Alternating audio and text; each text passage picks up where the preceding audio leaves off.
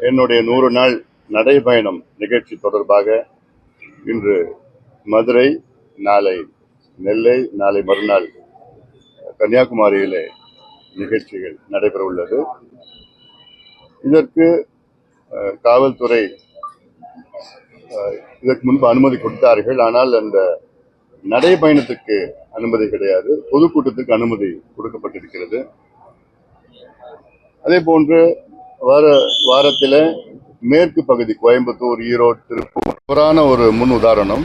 ஒரு அரசியல் கட்சி என்பது ஜனநாயக கடமைகளை ஆற்ற வேண்டும். அரசியல் கட்சிகள் மக்களை தேடி செல்ல வேண்டும், தவிர மக்கள் அரசியல் கட்சிகளை தேடி வர கூடாது. நீதிமன்றங்கள் சொல்ற நிபந்தனைகள் எல்லாம் என்னன்னா, தேசிய நெடுஞ்சாலைகளை, மாநில நெடுஞ்சாலைகளை கூட்டம் நடத்தக்கூடாது. சரி, வேற ஏதாவது தனியார் இடத்துல போய் நடத்திக்கிங்கன்னு சொல்றாங்க. தனியார் இடம் எங்க கிடைக்கும்? தனியார் மைதானம் எங்க கிடைக்கும்? ஊருக்கு வெளியில கிடைக்கும். ஊருக்கு வெளியில பொதுமக்கள் அங்க எப்படி நாங்க கூட்டிட்டு போக முடியும்? ஊழல் செய்து கொள்ளடிச்ச கட்சிகள் தான் அங்க மக்களை அங்கே அழைத்து செல்ல முடியும். எங்களை போன்ற கட்சிகள் எல்லாம் மக்களை சந்திக்க வேண்டும் என்றால் மக்கள் இருக்கின்ற மையமாக இருக்கின்ற பகுதிக்கு நாங்க செல்ல முடியும், துண்டு பிரச்சனை கொடுக்க முடியும், போராட்டம் நடத்த முடியும், நடைபயணம் செய்ய முடியும், பொதுக்கூட்டம் நடத்த முடியும். அங்கதான் நடத்தணும்.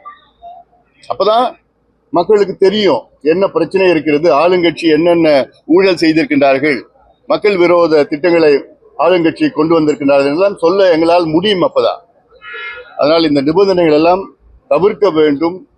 எங்களுக்கு எந்தெந்த இடமோ மக்கள் நடமாடுகின்ற இடத்தில் மக்களுக்கு, பொதுமக்களுக்கு இடைஞ்சல் இல்லாத எங்களுக்கு அனுமதி வழங்க வேண்டும். ஒன்று.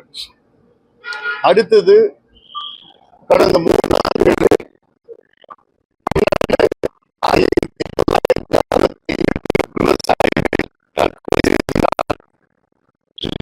ஒரு மோசமான ஒரு மாநிலத்தில் மோசமான ஒரு ஆட்சியில் இருக்கின்றோம். நமக்கு உணவளிக்கின்ற கடவுள் விவசாயிகள்.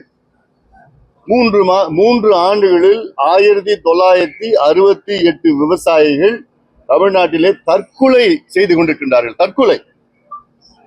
ஒரு விவசாயிகளும் தற்கொலை செய்யக்கூடாது. இதுதான் அரசினுடைய கடமை. ஆனால் முதலமைச்சர் ஸ்டாலின் அவர்களுக்கும் விவசாயத்துக்கும் சம்பந்தம் இல்லை, முதலமைச்சர் ஸ்டாலின் அவர்களுக்கும் எதுக்கும் சம்பந்தம் கிடையாது. என்ன நடக்குதுன்னு தெரியல அவருக்கு. 2 வாரத்திற்கு முன்பு கர்நாடகா மாநிலத்தில் அங்க இருக்கின்ற நீதிமன்றத்தில், உயர் நீதிமன்றத்தில் ஜாதிவாரி கணக்கெடுப்பு நடத்துவதற்கு கர்நாடகா மாநில அரசுக்கு அதிகாரம் இருக்கிறது என்று தீர்ப்பு வழங்கினார்கள். அந்த தீர்ப்பில் தெளிவாக சொன்ன வார்த்தைகள் என்ன? மத்திய அரசு மட்டும் எடுக்கலாம் என்பது கிடையாது, மாநில அரசும் ஜாதிவாரி கணக்கெடுப்பு நடத்தலாம். மத்திய அரசுக்கு மட்டும் அதிகாரம் இல்லை, மத்திய அரசுக்கும் அதிகாரம் இருக்கிறது, மாநில அரசுக்கும் அதிகாரம் இருக்கிறது என்று கர்நாடகா உயர் நீதிமன்றம் தீர்ப்பு வழங்கியிருக்கிறது. இதற்கு பிறகும் முதலமைச்சர் அவர்கள் மௌனமாக இருக்கின்றார். இதே முதலமைச்சர் சட்டமன்றத்திற்குள்ள ஜாதிவாரி கணக்கெடுப்பு மாநில அரசு மட்டும் தான் எடுக்க முடியும், மத்திய அரசுக்கு அதிகாரம் இல்லை என்று ஒரு பொய்யை மீண்டும் மீண்டும் சொல்லியிருக்கின்றார் முதலமைச்சர் அவர்கள். இது எவ்வளவு பெரிய பொய், இது எவ்வளவு பெரிய ஏமாற்றம், சமூக அநீதி இது. இந்தியாவில் 7 மாநிலங்கள்ல ஜாதிவாரி கணக்கெடுப்பு எடுத்து முடிச்சிட்டாங்க.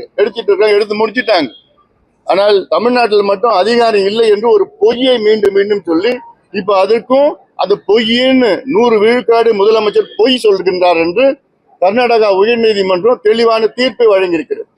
கர்நாடகாவில் 10 ஆண்டுகளில் 2வது முறை ஜாதிவாரி கணக்கெடுப்பு நடத்தியிருக்கிறார். ஜாதிவாரி கணக்கெடுப்பு நடத்துவது இது ஜாதி பிரச்சனை கிடையாது, தமிழ்நாட்டினுடைய சமூக நீதி பிரச்சனை. தமிழ்நாட்டில் உள்ள அனைத்து சமூகங்களுடைய நிலை, சமூக, பொருளாதார, கல்வி பின்தங்கிய நிலை எடுப்பதுதான் ஜாதிவாரி கணக்கெடுப்பு. அதை எடுத்து அதுக்கேற்ப நடவடிக்கைகள் ஈடுபட வேண்டும். இடஒதுக்கீடு அல்லது அரசு நலத்திட்டங்கள் போன்ற நடவடிக்கைகள் எடுத்து இந்த பின்தங்கிய சமூகங்கள், எந்த சமூகம் இருந்தாலும் சரி, அதை முன்னேற்றுவதுதான் அரசினுடைய கடமை. அதுதான் சமூக நீதி. ஆனால் சமூக நீதி பற்றி வெற்று ஆக பேசிக் கொண்டிருக்கின்ற முதலமைச்சர் ஸ்டாலின் அவர்களும் திமுகவுக்கும் நிச்சயமாக மக்கள் பாடத்தை புகட்டுவார்கள். கேள்விகள் ஏதாவது இருக்கா?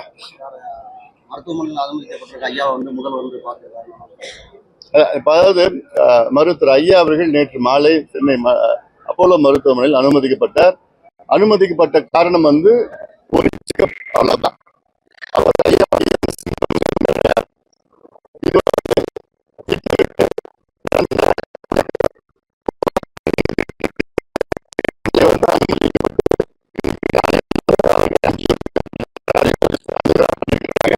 அந்த ஆஞ்சியோகிராம்ல வந்து பழைய நிலை தான் இருக்கிறது. அது பயப்படுறதுக்கு எதுவும் இல்லைன்னு கார்டியாலஜிஸ்ட் சொல்லியிருக்கிறாங்க. அதனால இன்னைக்கு ஒரு நாள் ரெஸ்ட் எடுக்கணும்னு சொல்லியிருக்கிறாங்க. ஏன்னா ஃபெமரல் ஆஞ்சியோகிராம்னால ரெஸ்ட் எடுக்கணும்னு சொல்லியிருக்கிறாங்க. நாளைக்கு வந்து எப்படின்னு பார்த்துட்டு அப்புறம் நாளைக்கு டிஸ்சார்ஜ் பண்ணலாம். நல்லது நல்லது.